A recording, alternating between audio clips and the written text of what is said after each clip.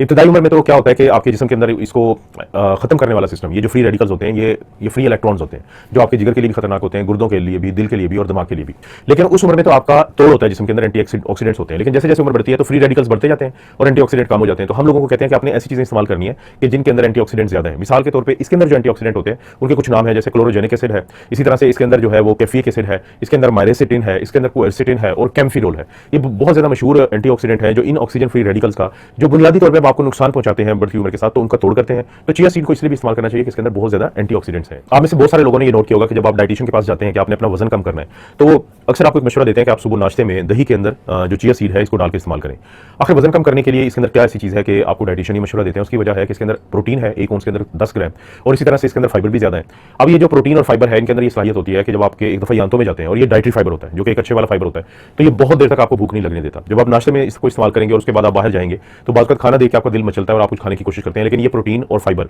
और बाकी सारे इसके अंदर ज़ाहिर न्यूट्रिशन है जिसकी वजह से आपको उस भूख के एहसास के साथ साथ कमजोरी का एहसास भी नहीं होता। तो ये वजूहत है जिसकी वजह से डाइटिशियन आपको कहते हैं कि आप नाश्ते में दही के साथ जब चिया सीड का इस्तेमाल करेंगे तो उससे भी आपको वजन कम करने में बहुत फायदा मिलता है। आपके जो दिल की सेहत है उसके ऊपर किस तरीके से ये असरअंदाज होता है चिया सीड का इस्तेमाल, कि इसके अंदर आपको पता है कि जब मैंने न्यूट्रिशन का जिक्र किया था तो मैंने कहा था कि इसके अंदर ALA है। अब ये ओमेगा 3 फैटी एसिड्स की वो टाइप है जो अच्छे वाला एक फैट मशहूर है पूरी दुनिया में, तो इसका जो इस्तेमाल होता है तो वो आपकी खून की नालियों को बेहतर करता है। और ये वाला जो फैटी एसिड है, अच्छे वाला फैटी एसिड है, जब इसको इस्तेमाल किया जाता है उस सूरत में जब किसी चीज़ के अंदर डाइटरी फाइबर भी अच्छा हो, जैसा कि चिया सीड्स के अंदर है, तो इसकी वजह से ना सिर्फ ये कि खून की नालियों की सेहत बेहतर होती है बल्कि टोटल कोलेस्ट्रॉल और जो बुरे वाला यानी LDL कोलेस्ट्रॉल है उसमें भी कमी आती है। अब ये वो दो चीज़ें हैं जिनका बाकायदा इस्तेमाल आपके दिल की खून की नालियों को इतना हेल्दी रखता है, उनके अंदर सोजिश होने के इसलिए चांसेस कम है कि इसके अंदर बहुत अच्छे अच्छे एंटीऑक्सीडेंट भी हैं जो मैं बता चुका हूँ। ये तमाम चीज़ें मिलकर आपके दिल की सेहत अच्छी रखती हैं। तो इसीलिए अक्सर कार्डियोलॉजिस्ट भी कहते हैं कि जब भी आपको मौका मिलता है तो एक से ज़्यादा तरीकों से आप चिया सीड का इस्तेमाल करें अपने दिल की सेहत के लिए। दोस्तों, जहाँ पे भी हम हड्डियों की सेहत की बात करेंगे, मजबूत हड्डियों की बात करेंगे, हम बात करेंगे कि आपको एक ऐसी पोजीशन में होना चाहिए कि बढ़ती हुई उम्र के साथ आपकी जो हड्डियां हैं वो उनके अंदर होल ना बने हो, उनके अंदर पोरस ना हो,